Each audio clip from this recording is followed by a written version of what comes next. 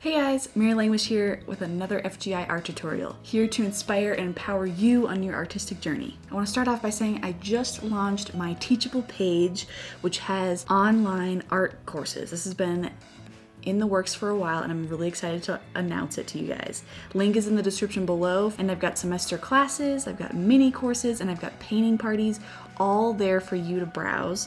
Of course, more will be added on a regular basis. So if you want to be notified of such things, then you can subscribe to my monthly newsletter. Also a link in the description to do that. But let's get started with learning how to paint some clouds. All right, so I'm going to teach you a fun way to paint clouds. And as you can see here, I have covered my canvas of an old sketch. It wasn't even a painting yet. It was just a sketch of something I was going to do. And I just put sort of a light peachy orange on top. So I took like a light red, added white to it, and just put that as my underpainting, as my base. Now the reason it's this color is because a lot of times clouds and sky like have lots of cooler colors in them. I mean, the sky is mostly blue most of the time. So it is a good idea to start with a base of an opposite color, so a warmer color. If your sky and clouds have warm colors, then you might want to do a cooler underpainting. But I'll just kind of show you how this goes. So the first thing I like to do, you can see from this reference photo here, that I'm going to be starting with, oh, and by the way, I've got sort of a blue-green, phthalo green, blue, ultramarine blue, purple, kind of a warmer yellow, a lot of white, and a little bit of light red. And I just want to start out by kind of suggesting, I'm gonna get sort of a dark green here, suggesting this sort of mountain range down below. Now my painterly style here is gonna be, because we want to go, simple, quick. Clouds aren't as hard as you think if you just kind of simplify, abbreviate, suggest clouds and not worry too much about too much detail, because the more realistic it'll actually look if you are thinking less about it. So I'm gonna kind of paint some of this down here with a little bit more sort of impressionistic style, not worrying too much about the texture.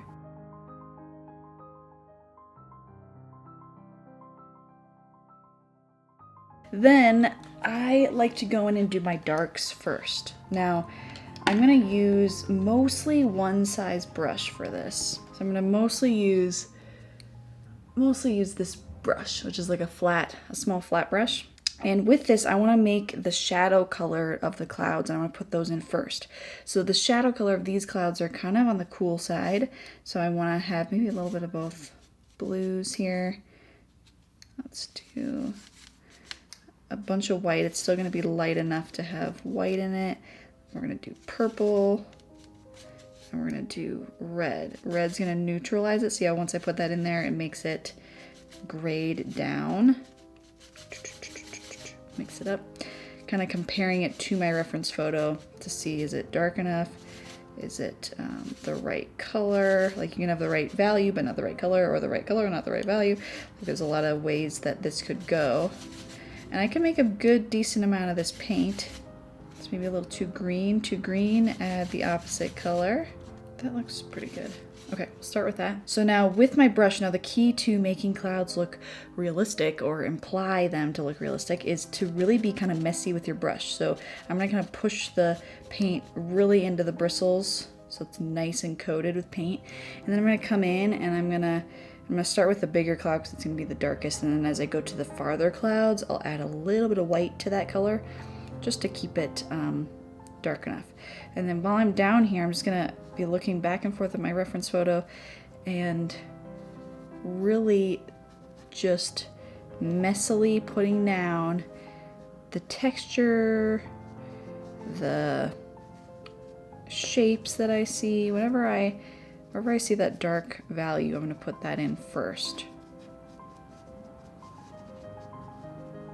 There's parts that are gonna be a little bit thicker, so I don't want the background color to show, but then there's little pieces that I can let that show through for now.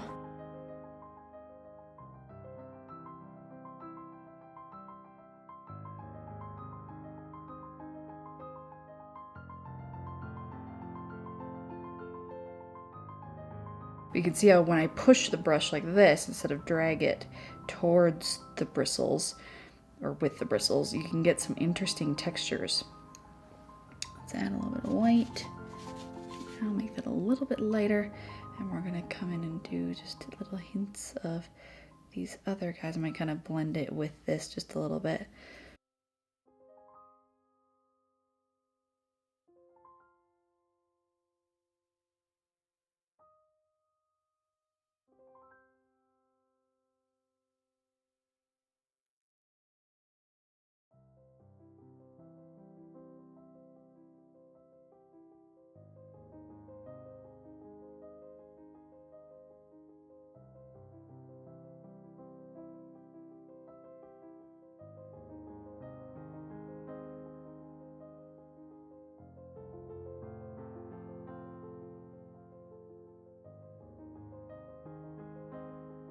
Some few lighter sections up in here as it transitions to the light part of the cloud. So I might as well put that in while I have this value. It's a little bit lighter, but really just not worrying too much, just watching direction and shape and texture, but not having to copy each little thing perfectly. Letting the brush take control a little bit. Okay, so there's my darks. Now we're gonna go in with the lights and we're gonna do the sky last. So it's kind of a reverse way of painting, but it's really fun because you can let the background underpainting just peek through kind of on the edges. So when you bring your sky around your clouds, you don't have to come around perfectly. You can kind of let it show some of that background. So I'm gonna come in with my white. Now, a lot of the white that's happened in here, I'm gonna do sort of 2 layers of white. I'm gonna do a little bit on the gray side. So putting a little bit of the gray I made in the white. I'm gonna put that down first, and this is where I can kind of really, because the white is where you can see a little bit more of the texture of a cloud. So I'm gonna kind of shake my brush. Little texture. I could even use my finger at the transition between the medium and the light and just kind of blend just slightly. See that? Voila!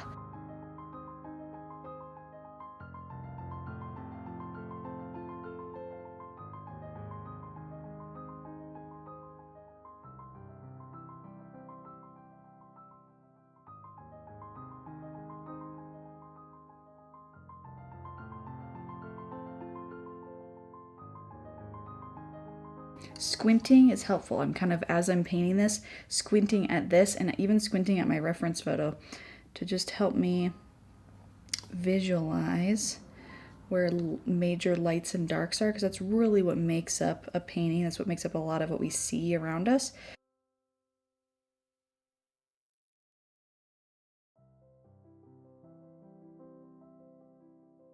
And it doesn't have to look exactly like your photo. You're just using it as reference for textures.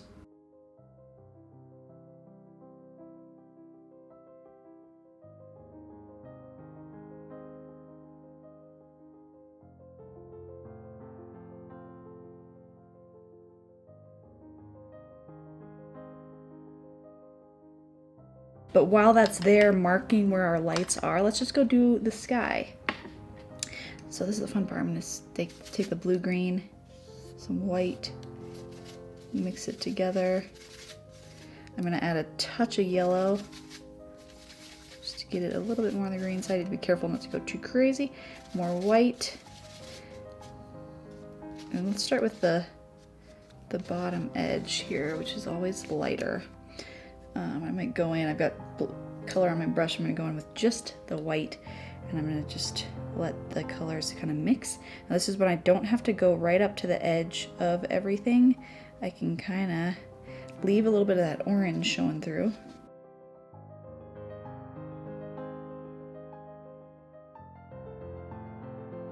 And then as you go up, go a little bit darker.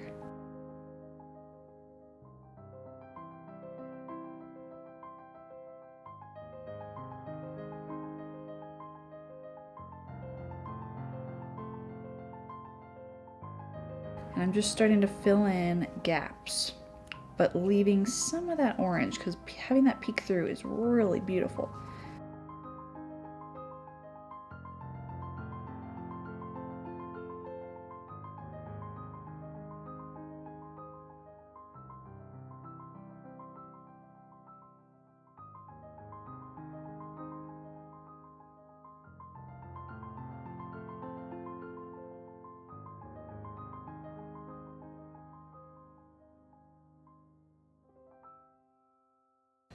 Okay, now the last thing we're gonna do is just make our highlights a little bit warmer, a little bit brighter, a little bit thicker. So when we put that down, it'll just really pop those clouds a little bit more. So I'm gonna grab a lot of this white, mostly white. I'm gonna put a touch of yellow, because this is gonna go down on top of all of this.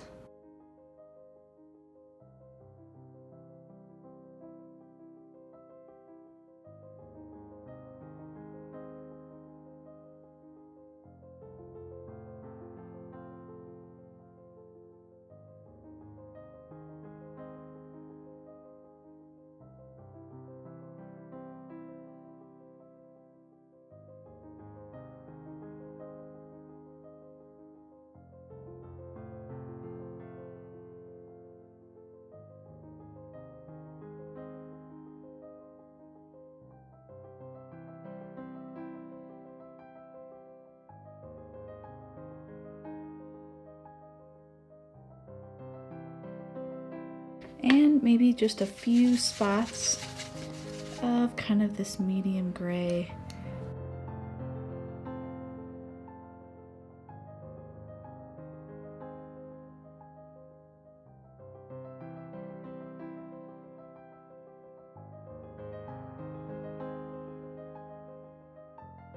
All right, there you go.